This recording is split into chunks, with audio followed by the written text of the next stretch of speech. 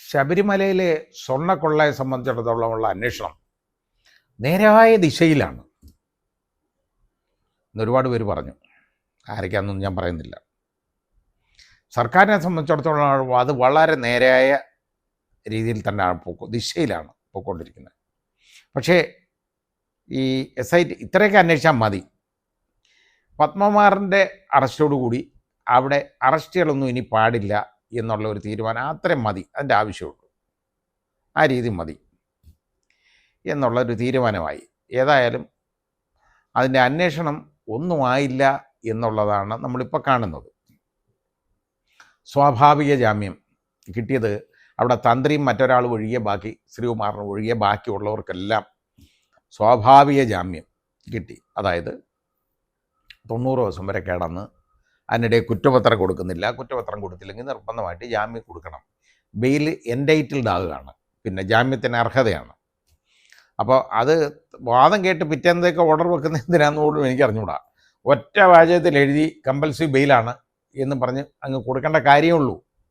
പക്ഷേ കോടതി ഇതെടുക്കുക, എടുത്തതിന് ശേഷം വാദമെല്ലാം വിശദമായിട്ട് കേൾക്കും, എന്നിട്ട് നാളത്തേക്ക് വെക്കും. എന്തിനാണെന്ന് എനിക്ക് അറിഞ്ഞുകൂടാ. ബെയിൽ കൊടുത്തേ പറ്റൂ, കൊടുക്കാതിരിക്കാൻ വേറെ മാർഗമൊന്നുമില്ല നിയമം അനുസരിച്ച് കോടതിക്ക്.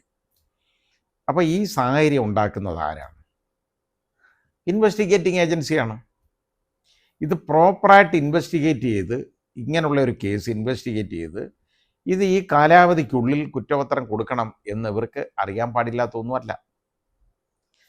പോറ്റി ഇറങ്ങി കേട്ടോ. ബാക്കിയുള്ള ആളുകളൊക്കെ നമ്മൾ നോക്കണം. മുരാരി ബാബു ഇറങ്ങി, അതേപോലെ എല്ലാം നല്ല കൊള്ളാവുന്ന ആളുകളാണ് ഇറങ്ങി.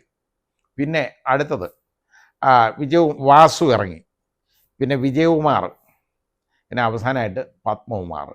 അപ്പം എല്ലാ പ്രതികളും ഞാൻ നേരത്തെ പറഞ്ഞ പോലെ 3 തരം ഇതെല്ലാം ജാമ്യത്തിൽ പോകും. ഞാൻ പറഞ്ഞതാണ്. ഇനി ജാമ്യത്തിൽ പോയാലെന്താ, ജാമ്യത്തിൽ പോയില്ലെന്താ? ശരിയാണ്, ഇത്രയും നാളൊക്കെ കിടന്നതല്ലേ. ഇവരെ അന്വേഷണം എന്ന് പറയുന്നത് എങ്ങും എത്താത്ത നിലയ്ക്ക് അവരോടെ കിടക്കട്ടെ. ഇനി കുറ്റപത്രം കൊടുത്താൽ പോലും ഇവരെ അകത്തിടാൻ പറ്റിയല്ല. ഇതാകെ ഇവർക്ക് കിട്ടുന്ന ശിക്ഷയെന്ന് പറയുന്നത് ഇത് തന്നെ, ഈ കിടന്ന. ഇതല്ലാതെ വേറെ കാര്യമൊന്നുമില്ല, ഇതിനകത്തൊന്നും ഒന്നും നടക്കത്തില്ല. പിന്നെ ജില്ലാ കമ്മിറ്റി മെമ്പറായിട്ട് നമ്മുടെ മുൻ MLA പത്മകുമാർ അകത്തേക്ക് പോയി, ഉള്ളിലേക്ക്. അതേപോലെ ജില്ലാ കമ്മിറ്റി മെമ്പറായിട്ട് തന്നെയാണ് വെളിയിലേക്കും വരുന്നത്. എന്തൊരു പാർട്ടിയാണെന്നറിയാമോ ഇത്? അതാണ് നമ്മൾ, കാരണം എന്ത് കരുതലാണ് ഇവർക്ക് ഉള്ളത്. അപ്പോൾ അത് കോടതി കുറ്റക്കാരനാണെന്ന് കാണണ്ടേ. ആദ്യം പറഞ്ഞു കുറ്റപത്രം കൊടുക്കണമെന്ന്. അപ്പോൾ കുറ്റപത്രം ഇനി കൊടുക്കുമല്ലോ. കുറ്റപത്രം കൊടുത്താലും അയാൾക്കെതിരെ നടപടി ഒന്നും ഉണ്ടാകാൻ പോകുന്നില്ല. ഇനി കുറ്റപത്രം കൊടുക്കുന്നതിന് അത് എന്നാന്ന് മാറി അവസാനം കുറ്റപത്രം കൊടുക്കുമെന്ന് ആയിക്കഴിഞ്ഞപ്പോൾ അത് കോടതി തീരുമാനിക്കട്ടെ. കോടതി കുറ്റക്കാരനാണെന്ന് കാണാതെ ഒരാളെ എങ്ങനെ പറയും? ഇനി കോടതി ആദ്യം കുറ്റക്കാരനാണെന്ന് കണ്ടെന്നിരിക്കട്ടെ. ഇത് അവസാനത്തെ കോടതിയൊന്നുമില്ലല്ലോ, വേറെ മേളിൽ കോടതിയില്ലേ, അപ്പീൽ കോടതിയില്ലേ? അപ്പീൽ കോടതി പറയട്ടെ.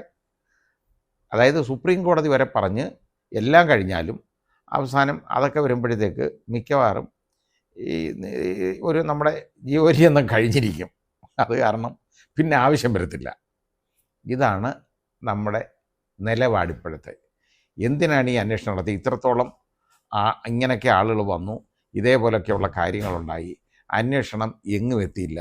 ഇതും അന്വേഷണത്തിന് യഥാർത്ഥത്തിൽ അന്വേഷണം നിലച്ച മട്ടാണ്, ഒന്നുമില്ല. ഇനി അന്വേഷണം ഇതോടുകൂടി മതിയാക്കുമോ എന്നുള്ളതും അറിയാൻ വയ്യ. എന്തായാലും ശരി, ആ രീതിയിലായി കാര്യങ്ങൾ. അപ്പോൾ ഒന്നൊന്നായിട്ട് എല്ലാം സഖാക്കളെല്ലാം ജയിലിൽ നിന്ന് വെളിയിലിറങ്ങി, എല്ലാ പ്രതികളും അതായത് കേസിൽപ്പെട്ടവരെല്ലാം വെളിയിലിറങ്ങിപ്പോയി. ഒരു കുഴപ്പമില്ല, ആ രീതിയിലായി. എന്തായാലും ഇനി അയ്യപ്പൻ തന്നെ കനിയണം, അല്ലാതെ വേറെ മാർഗമില്ല. അയ്യപ്പ സ്വാമി കനിയണം എന്ന് ഞാൻ പറഞ്ഞതിന് കാരണം, വേറെ മനുഷ്യർ ഇടപെട്ട് കഴിഞ്ഞാൽ അവരുടെ താല്പര്യങ്ങളൊക്കെ ഇതിൽ കടന്നുകൂടും. അപ്പോൾ ഓരോരുത്തർ ഇതുപോലെ പ്രതികളെല്ലാം വെളിയിലിറങ്ങി, ഇനി അകത്താരും ഇല്ലാതാവും. അപ്പോൾ ഇവരാരും കുറ്റം ചെയ്തില്ല എന്നുള്ളതുകൊണ്ട് ജാമ്യം കിട്ടിയതല്ല ഇവർക്കൊക്കെ എതിരെ ശരിയായ അലിഗേഷൻസ് ഉണ്ട്, ആരോപണങ്ങളുണ്ട്. പക്ഷേ അത് തെളിയിക്കാനുള്ള തെളിവുകൾ ശേഖരിച്ച് കോടതി കൊടുക്കാൻ പറ്റിയില്ല, അതായത് കുറ്റപത്രം കൊടുക്കാൻ പറ്റിയില്ല. ഇതാണ് കാരണം. അപ്പം ഇതുകൊണ്ടൊന്നും ഇവർ കുറ്റക്കാരനല്ലെന്നൊന്നും പറയാൻ ഒക്കത്തില്ല. അത് പിന്നത്തെ കാര്യം. അതുകൊണ്ട് ഇനി ഇവർ കുറ്റം ചെയ്തിട്ടുണ്ടെങ്കിൽ പോലും കുറ്റാരോപിതരാണെങ്കിൽ പോലും അവർ ഈ ട്രയൽ വരെ ജയിലിൽ കിടക്കണം എന്നുള്ളത് പറയുന്നതും ശരിയല്ല. കാരണം ട്രയൽ താമസിച്ചു കഴിഞ്ഞാൽ ആ പ്രതിക്ക് ജാമ്യത്തിന് അർഹതയുള്ളതാണ്. കുറ്റപത്രം കൊടുത്തോ ഇല്ലയോ എന്നുള്ളത് അല്ല, കുറ്റപത്രം കൊടുത്താൽ പോലും. പിന്നെ ഇതിൽ ഉള്ള കാര്യം നോക്കുമ്പോൾ ഇതിൻ്റെ വൈഡായിട്ടുള്ള ഒരു ആംപ്ലിറ്റ്യൂഡ് ഉണ്ട്. വളരെ വൈഡാണ്, വളരെ ഒരുപാട് പേര് ഇൻവോൾവ് ചെയ്തേക്കുന്ന കാര്യമാണ്. അത് പലരും അതിൽ നിന്ന് ഊരിപ്പാൻ പറ്റി. ഇപ്പോൾ ഒരുപാട് പേർക്ക് ഊരിപ്പാൻ പറ്റിയിട്ടുണ്ട്. കാരണം ഇതിൻ്റെ പുറകിലുള്ള ആളുകളെല്ലാം കണ്ടെത്താനും ഉള്ള സാവകാശമൊന്നും കിട്ടിയില്ല. ഈ SIT എന്ന് പറയുന്ന ഒരു ഗവൺമെൻറ്റിനെ കീഴിൽ വർക്ക് ചെയ്യുന്നവരാണല്ലോ, നമ്മുടെ ആഭ്യന്തര വകുപ്പിൻ്റെ കൺട്രോളിലുള്ള ആളുകളാണ്. അപ്പോൾ അവർ ഹൈക്കോടതി അവരെ ഒരു ടീമായിട്ട് കോൺസ്റ്റിറ്റ്യൂട്ട് ചെയ്തെങ്കിലും ഇവരുടെ അലീജിയൻസ് എന്ന് പറയുന്നത് ഗവൺമെൻറ്റിലാണുള്ളത്, അല്ലാതെ ഹൈക്കോടതിയുടെ കൂടെ അല്ല ഉള്ളത്. അപ്പോൾ അവർ ഈ ഇൻ്റർഫിയറൻസ് എന്ന് പറയുന്ന ഇതിനകത്ത് യഥാർത്ഥത്തിൽ നമുക്ക് ഉറപ്പായിട്ട് നമുക്ക് വിശ്വസിക്കാവുന്ന കാര്യമുള്ളൂ. ഇൻ്റർഫിയറൻസ് ഉണ്ട്, ഒന്നുമില്ല എന്ന് മന്ത്രിമാരുമൊക്കെ അങ്ങ് വിളിച്ചു പറയും. ഒന്നുമില്ല, അങ്ങനെ ഇടപെട്ടിട്ടേ ഇല്ല. അന്വേഷണം അതിൻ്റെ മുറയ്ക്ക് നടക്കും. അന്വേഷണം അതിൻ്റെ മുറയ്ക്ക് നടന്നതിൻ്റെയാണ് നമ്മളിപ്പോൾ കണ്ടത്. ഈ മുറയാണ് നമ്മൾ കണ്ടത്. എന്തായാലും ഇതുപോലുള്ള കാര്യങ്ങളാണ് നടന്നുകൊണ്ടിരിക്കുന്നത്. ഇനി ഈ യഥാർത്ഥത്തിൽ ഈ പ്രതികൾ വെളിയിൽ പോകാൻ കാരണം ഈ ഇൻവെസ്റ്റിഗേഷൻ വെച്ച് താമസിപ്പിച്ചെന്നുള്ളത് മാത്രമല്ലേ? അപ്പോൾ അല്ലെന്നുണ്ടെങ്കിൽ ഞാൻ പറഞ്ഞു, ഇതുവരെ ഈ പാർട്ടി സഖാക്കെതിരെ ഇതിനകത്ത് ഒരു നടപടിയും വന്നിട്ടില്ല. ജില്ലാ committee member still continuous as ജില്ലാ കമ്മിറ്റി മെമ്പർ. അതാണ് കാര്യം. ഇനി അതൊക്കെ എന്നൊക്കെ പറഞ്ഞാൽ വലിയ പോസ്റ്റല്ലേ, അങ്ങനെയൊന്നും നടപടിയൊന്നും എടുക്കാൻ ഒക്കത്തില്ല.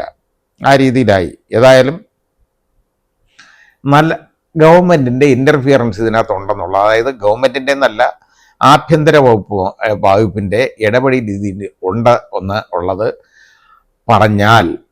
ആരെങ്കിലും പറഞ്ഞാൽ അത് തെറ്റാണ് എന്ന് നമുക്ക് പറയാൻ പറ്റത്തില്ല. അതിന് സംശയിക്കാനുള്ള എല്ലാ സാഹചര്യങ്ങളും ഉണ്ട്. ഏതായാലും ഇനിയും ബാക്കി അന്വേഷണം ഉണ്ടല്ലോ, നടക്കട്ടെ. അന്വേഷണം ഇങ്ങനെ കിടക്കും.